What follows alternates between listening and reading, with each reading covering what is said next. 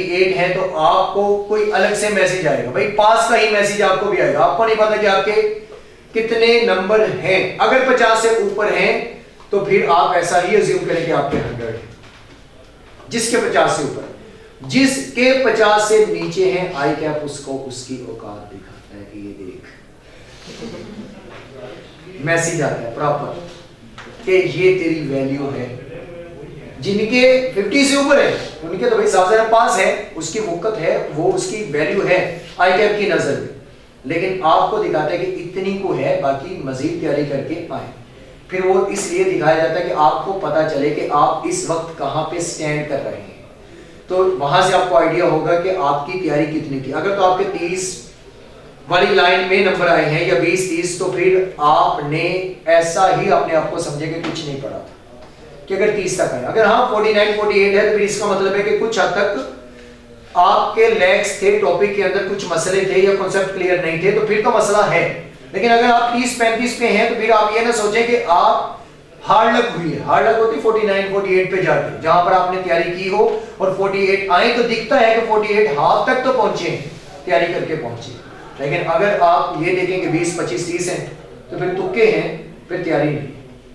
और तुक्का कभी लगता है कभी नहीं लगता। तो हमने तुक्कों के ऊपर नहीं जाना। ये पढ़ने के बाद फिर मैं आप लोगों को एक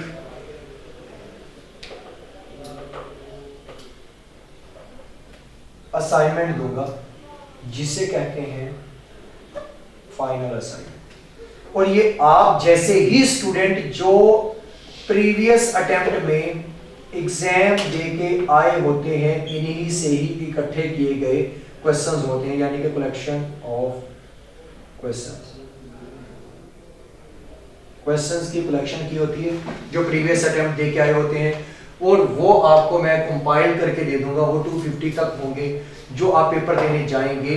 अगर आपका पेपर में से 50 एमसीक्यूज आने हैं तो उनमें से 15, 20 या 25 तो पक्के होंगे। और अगर वो उतने वहां से आ जाएंगे तो इसका मतलब है कि पेपर इंशाल्लाह आसानी से पास हो जाएगा। क्योंकि अगर मैं अपनी प्रीवियस अटेम्प्ट्स का जो है वो रिजल्ट लिखूं, जो कि मैंने पिछली 2-3 अटेम्प्ट तो नहीं पढ़ाया, इससे पीछे मैं 4 साल से यही पढ़ा रहा था, लेकिन पिछली 2 अटेम्प्ट में 3 में नहीं पढ़ाया था। तो ये अगेन दोबारा जो है ये स्टार्ट किया है एक 4 माह की ब्रेक के बाद। 4 माह का ड्यूरेशन मैंने नहीं पढ़ाया। उसके पहले की अगर अटेम्प्ट की बात करें तो जो आई कैप का जो रिजल्ट होता था, आई कैप का रिजल्ट इस सब्जेक्ट का 56% है, तो मेरा यानी कि पैक का रिजल्ट होता था 98% से 96। मतलब कि आपकी क्लास में कोई एक शहजादा ही ऐसा होता था जो मेरा रिजल्ट खराब करता था, बाकी पूरा बैच अगर पेपर देने गया है तो पूरे का पूरा बैच पास करके आता था। और क्यूएमएस में अल्लाह का शुक्र है कि अभी तक मेरा 92 से रिजल्ट नीचे नहीं आया। कि अगर क्लास में 20 बच्चा बैठा है तो 20 में से एक ऐसा है जो इसे 95 पे ला के खड़ा कर देगा, क्योंकि वो फेल होगा, बाकी पास हो जाएंगे। 2 फेल हो जाएंगे तो फिर साफ जाए के 90% तक आए। तो ये है कि रिजल्ट अल्लाह का शुक्र है कि मेरा ओवरऑल ठीक रहा है। एटीट्यूड मेरा क्यूएमएस में कुछ और होगा, इसमें कुछ और होगा, क्योंकि सब्जेक्ट की नेचर डिफाइन करती है कि आपको कैसे रहना है। उसमें मैं आप लोगों को बिल्कुल रिलैक्स नहीं छोड़ सकता, और इसमें मैं आप लोगों को इतना ज़्यादा टाइट कर नहीं सकता, क्योंकि इसमें कोई है भी नहीं। रीडिंग वाला ज़्यादा है, कॉन्सेप्ट समझने वाला है, और वहाँ प्रॉपर एक वर्किंग होती है।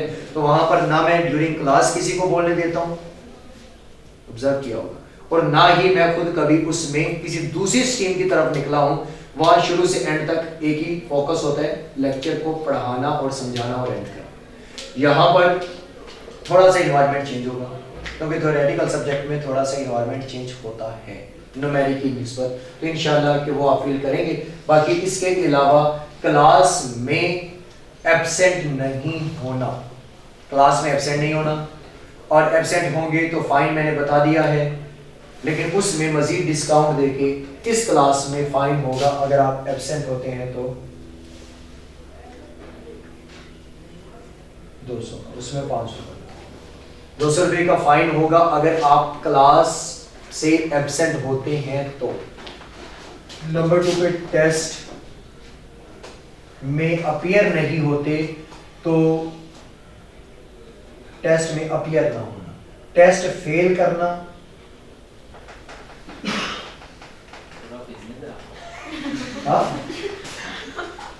बिल आएंगे पूरे, सारी एक लिस्ट आएगी।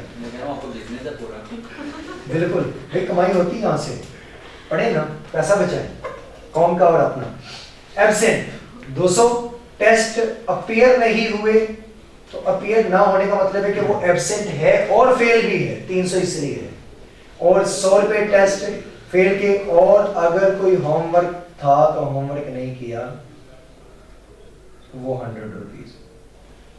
ज्यादा सख्त इस पे, इस और इस पे, टेस्ट फेल कर लेने से 100 रुपीज है, और उसमें पासिंग मार्क्स होंगे 60%, टेस्ट में 60%। अगर 50 सोच के बैठेंगे तो फिर तो आई कैप की तैयारी नहीं होगी।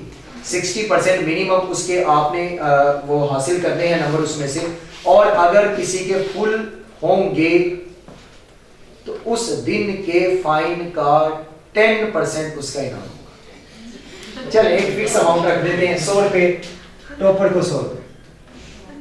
अगर फेल नहीं हो रहा तो टॉपर है तो 100 रुपीज। लेकिन जब मॉक या मिड लेंगे तो फिर 1000 या 500 रखेंगे, क्योंकि उसमें 3-4 चैप्टर 5 होंगे, तो उसके हिसाब से उसका इनाम भी बड़ा होगा और फाइन भी बड़ा होगा। और ये फाइन आपकी क्लास में से ही किसी एक बच्चे के पास कलेक्ट होगा। जैसे थोड़े से ज्यादा पैसे होंगे फिर इंशाल्लाह हम पे पार्टी करेंगे। तो कोशिश करें कि आप रोजाना की बुनियाद पर एक दिन छोड़ के एक दिन एब्सेंट होते रहें, ताकि पैसे इकट्ठे हों और फिर फेल भी होते रहें। ये बेसिकली पैसा कमाना नहीं है, आपको रेगुलर बढ़ाना है। जब आपकी जेब से पैसा जाएगा और वो पैसा आप अपना खा कोई और रहा होगा, तो आपको जो पेन होगी तो वो अगली दफा आप रेगुलर रहेंगे, और उस फाइन में उस बच्चे का कोई हिस्सा नहीं होगा। जो वो फाइन देगा, वो फाइन दे के वो गया फौरन से, अगर तो फाइन ज्यादा हुआ तो फौरन से क्लास में कुछ मंगवाएंगे और वो उनको खाता देखेगा, खुद नहीं खाएगा। तो ये सीन होगा इसमें। तो क्यूएमएस में तो खैर ये वो मैं खाऊंगा, आप लोग देखेंगे। इसमें ये होगा कि आज बाकी क्लास भी खाएगी, मैं भी खाऊंगा, मैं डबल खाऊंगा उनसे, और वो वाला क्योंकि उसका हिस्सा भी मैं खाऊंगा। मतलब जो नहीं देगा आप नहीं, जो फाइन नहीं देगा, जो फाइन देगा वो सिर्फ उसे एक तो फाइन की सजा, दूसरी वो खाता देके उसको वो सजा। पर अगली दफा कोशिश करें कि वो टॉपर भी बने और किसी और का भी फाइन खाए, क्योंकि हम किसी का हक खाएंगे तो अगला सुधरेगा ना, जायज वाला। तो ये सिर्फ आप लोगों को रेगुलर बनाने के लिए, इससे कोई ये नहीं है कि मेरी सैलरी में इजाफा होगा, वो मैंने कहा है कि ये आप लोगों के पास ही होंगे। लेकिन वो अलग बात है कि इसका हिसाब हर फाइन के बाद, कलेक्शन के बाद रिवाइज किया जाएगा कि इतने हो चुके हैं, इतने उसके पास हैं, ताकि वो क्लास वाला भी याद रखे और वो भी याद रखे। तो वो जो अकाउंटेंट होगा उसकी सैलरी पर माह 10,000 और 10,000 कह रहा हूं 10 रुपए होगी या 100 रुपए उसको पैसे सेव करने के मिलेंगे, और मेडिकल अलाउंस में से एक पैनाडोल की गोली पर मंथ मिलेगी। तो ये उसका मेडिकल अलाउंस है। जितने को आप अभी अकाउंटेंट बने हैं उसी हिसाब से आपकी सैलरी, उसी हिसाब से आपके अलाउंसेस ये तय हो चुके हैं, और इंशाल्लाह फिर मिलेंगे हम कल। हाँ, सिर्फ इसमें इंट्रो ही करना था। कल से मुराद कमिंग, जो भी डे आ रहा है, कल फ्राइडे है कि कल मंडे? फ्राइडे। तो कल इंशाल्लाह क्लास होगी।